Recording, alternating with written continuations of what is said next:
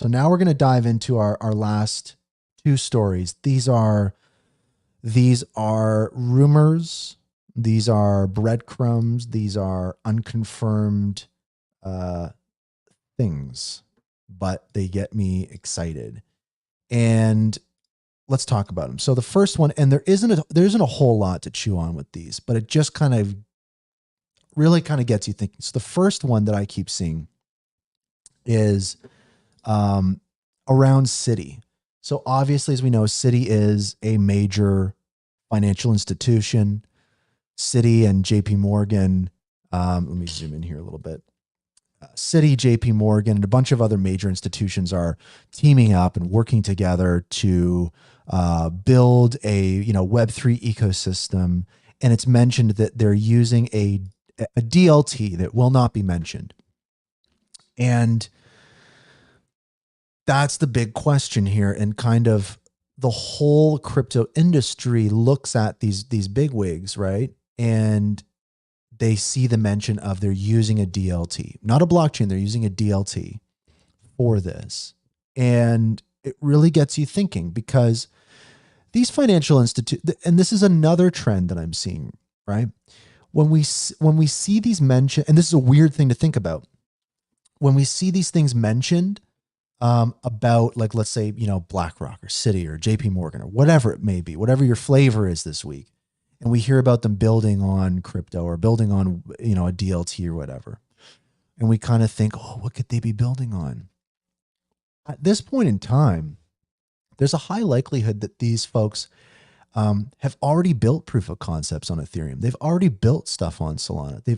They're working their way through the different flavors. And it's not to say that Hedera is the DLT mentioned here, but it does feel like in the experiments happening at these major institutions, they're working their way through these networks, because they try it, it doesn't work. They try it, it doesn't work. And it's clear that they look at networks not just because they have great technology, but because of the TVL or the metrics on Twitter or the whatever. There's so many other things that Hedera kind of falls short on sometimes. But it's very interesting to see this. And you can easily say, well, I don't know exactly what would, lead it to be Hedera as the choice DLT for this project. But CoinMan made an interesting tweet. CoinMan, the HBAR OG in the space. And you remember that I believe this was in New York, or no, this was somewhere else. I can't remember. This was somewhere. It might have been New York.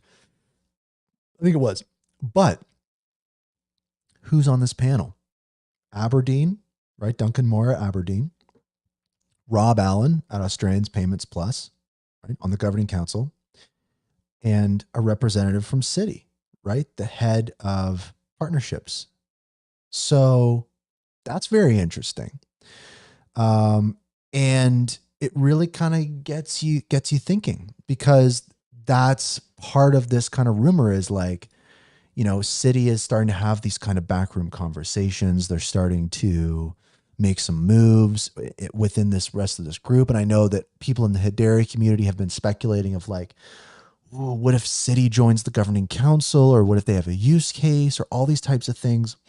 And I think, again, to King Solomon's point is, there's so many of these things. Like, it's not just this instance of, major financial institution, working on or with Hedera.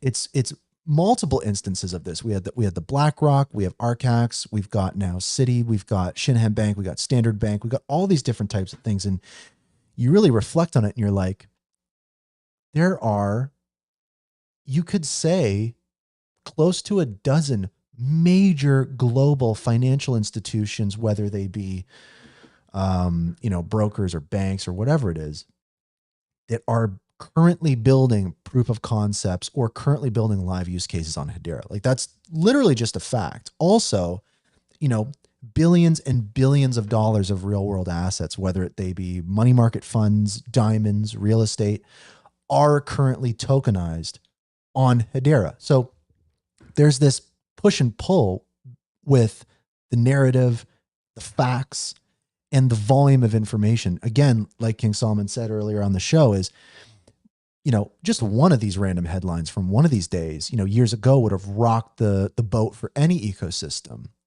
And now it's just kind of another drop in the bucket. And it kind of gets me excited because I read these headlines and I read these rumors and I'm like, oh my God, this is blowing my mind. And I look around me and, folks are kind of, not as tuned in or desensitized or whatever it might be. But I kind of go, oh, this is the new normal. Like this is what mass adoption looks like. This is what growth looks like. What was amazing is now not so amazing. We're looking onward to the bigger stuff. And it kind of goes in with that theme of like thinking bigger, dreaming bigger. That's really where we're at right now. It's so easy to think small coming out of this bear market. Kind of, we talked last week about, burnout and mental health and stuff like that. And I think that trying to exit that survival state into a thriving state, I think that you really open up your eyes and you kind of go, oh, wow. I'm not so stressed. I'm not so stressed about coupons, not going live on Hedera. I think that, or you think like, hey, I'm not super duper worried now about the subsidized IO transactions, or I'm not like red alert about the lack of liquidity. It, really kind of seeing things in the aggregate takes a little pressure off. And so seeing that bigger picture, thinking a little bigger, I think really puts you on par with what's happening inside of Swirlds and Hedera, because I don't know about you guys, but I definitely from different tweets that I see from folks that work at Hedera and Swirlds, and even from those places themselves, there's this sense of confidence. There's this sense of excitement. There's this sense of just wait and see. And I mean, we've heard it before. But again, like Charles was saying, in regards to his sentiment from the, New York City Governing Council meeting, there's a bit of a change. There's a bit of a refresh. There's a bit of an update. So that's something that I think is worth making note of. Something else, and our last story of the day, is about Mastercard, one that we've talked about quite a bit. And at first glance, we've got this Mastercard article on the Mastercard website published yesterday, going into, all the different things that they're doing. This is a network that Mastercard is building, as we know. Like, just a bit of background: Mastercard had a blockchain called Provenance. They shut it down. One of their major customers, who's been a guest on the show before, Fresh Supply Co., who people are also excited about, that was a major customer of the Mastercard Provenance network. So Fresh Supply went, what do? We don't have a network anymore. So they moved to Hedera, but Fresh Supply brought as well along all of the Mastercard integrations. So Fresh Supply is really kind of the tip of the spear when it comes to integrating something like the Mastercard network into a network like Hedera for faster cross-border payments, different triggers, automations, tokenized wonders. And so this article talks about these different types of things. It mentions, a few different projects, and you kind of go, oh, okay. So there's Fresh Supply building on this new thing Mastercard's doing. Fresh Supply is building on Hedera. Okay, very interesting. So it kind of gets you thinking. And I was going, well, where do I go from here? Like from rumor to actually like something. And this is where it gets really interesting, because just after the article gets published, a legend in the community, Kimchi, publishes kind of a take and a bit of a breakdown on this news. And who retweets it? Fresh Supply Company. And in response to the article we just looked at, as our heads swirling about Mastercard and Hedera, Fresh Supply Company says, we will have more to share very soon. And they tag Hedera, HBAR Foundation, and Sabrina, who is the ecosystem and fintech lead in the APAC region at the HBAR Foundation. So that's very interesting. Furthermore, the CEO of Fresh Supply Company replies to Justin Atwell's retweet of this. And Justin is the head of ESG at Hedera, which is, again, carbon offset side of things. So you start to go, okay, so there's some kind of ESG carbon offset credit angle to this maybe. And so that was very exciting. So he retweets this, and that's great. The CEO of Fresh Supply Co. tweets out, tip of the iceberg.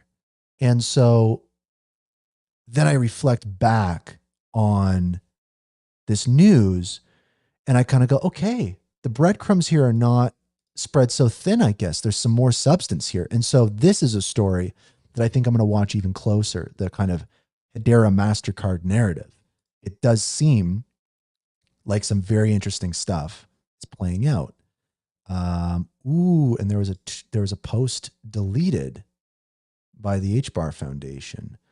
So this is also very interesting. Maybe it was just updated. Hold on. Let me see here. Because the HBAR Foundation, there we go. Okay. Maybe I just had the wrong link here. But as you can see, what the HBAR Foundation does is they point out in that article that there are 3 Hedera projects mentioned in this Mastercard multi-token network beta app developers. So that's very interesting. So we have 3 Hedera projects as part of this Mastercard multi-network program, beta program. And so you start to go, okay, the dots are connecting even further. And that's very interesting to me. So this is one to watch. And CoinMan actually points out a very interesting other element to this, which is, will MasterCard's multi-token network leverage Hedera? Right?